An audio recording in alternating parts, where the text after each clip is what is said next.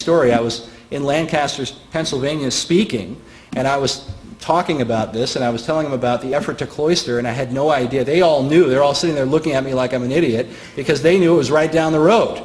And I'm standing there talking about it like they'd never heard of it before. But it was originally a Rosicrucian settlement, and it's there today. Okay? A Rosicrucian settlement. So these are two of Hall's books that I wanted to draw your attention to. One, the one that has kind of a white background, The Secret Teachings of All Ages. This is Hall's great magnum opus. This is why many people believe he is the great occult wisdom teacher of the 20th century. Because he basically dedicated his whole life to going all over the world and gathering all of the esoteric occult wisdom teachings and philosophies from all the traditions. And he compiled them in this book, The Secret Teachings of All Ages. And if you go get a copy, it's like this huge book. But he teaches in there everything from Masonry to Rosicrucianism to Kabbalah to literally telling you how you can draw a pentagram on the floor and conjure up a demon and make a pact with Lucifer. Okay? He's actually got that in his book. He gives you a couple of different kind of pacts that you can make with the devil once you summon him. So that's The Secret Teachings of All Ages. His other book, The Secret Destiny of America, is the one where he really goes into a lot of detail about America's founding from the perspective of these esoteric occult societies. And I just want to reiterate, because some people get the wrong idea or the wrong impression when I talk about these things, but I want to reiterate what Dr. Stan said earlier. I definitely acknowledge, and so does David Bay, who worked with me on this, that Christians certainly came to America early on and have played a very important role in the founding and the development of America. But the conflict that we see in America today, from what I've studied, is not a conflict that began in the 1960s, as many people think. It's a conflict that has been here right from the beginning. In fact, if you read the writings of William Bradford, who came over on board the Mayflower and was the chief governor of the Plymouth colony for like 30 some odd years. He wrote a history of the Plymouth plantation. If you read his history, he talks about very early on a neighboring colony that erected a maypole. Okay? And they were getting drunk and bringing in the Indian women, and they were dancing about it in these pagan ceremonies. And he talks about how it looked as though they were resurrecting the bizarre orgies of the Bacchanalia. And so he had an awareness. It's very clear. And that's the Bacchanalia, this worship of Bacchus, the ancient god, Bacchus. And he talks about how fornication and adultery and homosexuality even were being practiced by people there right in early America, back in the 1600s. And Bradford is writing about this stuff.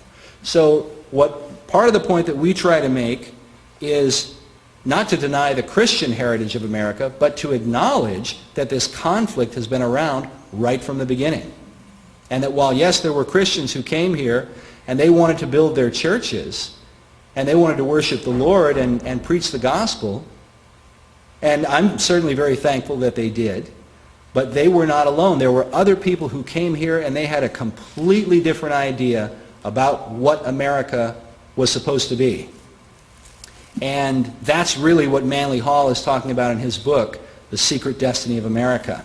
And if you watch, I actually got one of Hall's lectures. There's a guy he wrote some 200 books in his life, and he gave 8,000 lectures before he died. 8,000 lectures. And the president of the society told me that they still have, when he died, they had a bunch of Freemasons that turned out for his funeral. Okay, they turned out, in full honors and everything to come to honor what they called, quote, illustrious Manly P. Hall. And that the Masons still, to this day, he told me, they still go by PRS, the Philosophic Research Society, and talk about what a great, wonderful influence Manly Hall was. Hall was a sculptor, just to give you a little bit more insight. He only did 3 sculptures in his lifetime. One of them was of Mahatma Gandhi. The other one was of Madame H.P. Blavatsky. And the third one was of Albert Pike. Those 3. And then he said he was done. That's what the president told me anyway. So this is a quote from Hall in Secret Destiny. He says, quote, "The English program was under the direction of Sir Francis Bacon." He's talking about the Baconian societies and the influence of Bacon during the Elizabethan era. He says, "The English program was under the direction of Sir Francis Bacon, and it was his genius that gave purpose to the enterprise. Bacon quickly realized that here in the New World was the proper environment for the accomplishment of his great dream, the establishment of the philosophic empire." And what Hall maintained and what he writes about is that Bacon sent these secret societies to the New World. And in chapter 13 of this book, the chapter heading is literally Bacon's Secret Society is set up in America. And now what you've got, I want to draw your attention to this picture that Hall publishes in this book. In the center you've got Benjamin Franklin. Most people probably recognize him. You have Benjamin Franklin overlooking the eastern seaboard of the United States. Now behind him is the shadow of Sir Francis Bacon, as though Bacon is influencing the decisions that Benjamin Franklin made. Now we talk in Secret Mysteries about all that Ben Franklin did. Benjamin Franklin was a very high-ranking Freemason. He was most likely a Rosicrucian as well. And I'll talk more about Rosicrucianism here in a minute. He was most likely a Rosicrucian as well. He was the master of the lodge in Pennsylvania, here in America. He became the Grand Master of the lodge in Paris, France. He initiated Voltaire in France. Other members of that lodge were John Paul Jones and the Marquis de Lafayette, who fought with George Washington. Lafayette, when he came to America, brought with him a guy named Pierre Charles L'Enfant. L'Enfant was the architect who designed the city layout for Washington, D.C. Okay, with all that in mind. So Benjamin Franklin is Grand Master of the Lodge in Pennsylvania, Grand Master of the Lodge in Paris, and he's a member of a secret group in England known as the Hellfire Club. And he was very good friends with a guy named Sir Francis Dashwood. And Dashwood was the founder of the Hellfire Club there in England. It was a very occult society that dedicated a lot of time to mocking Christianity and having all of these anti-Christian ceremonies and things like that. And they actually had a phrase written above the entrance, the entryway to the Hellfire Club, which went down into this underground area. And the phrase was, "Do what you will shall be the whole of the law." And what they were doing, this is centuries before the Satanist Aleister Crowley, which many of you will know if you've listened to Dr. Stan or if you've seen the video, They Sold Their Souls for Rock and Roll.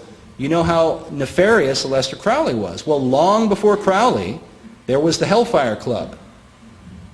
And they based the phrase on this radical, heretical French priest named Francois Rabelais, who wrote this series of books called Gargantua and Pantagruel. And there they have this society that's built up, and it's called the Abbey Thelema. Okay?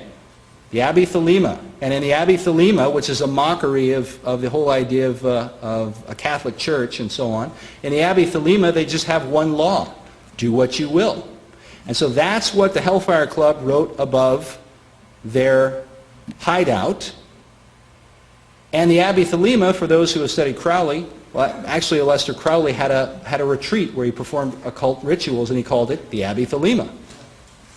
So Benjamin Franklin is a member then of secret societies in America, in England, and in France. These were the 3 countries that were involved in the Revolutionary War.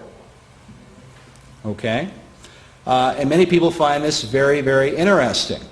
And I could talk more about that, but I'm going to move on. So Franklin now in this picture, you've got Bacon as a shadow behind him, and then Franklin overlooking the eastern seaboard. Now you'll notice that there on the eastern seaboard you've got Boston, New York, Philadelphia, and Baltimore. And just south of Baltimore in time would be Washington, D.C.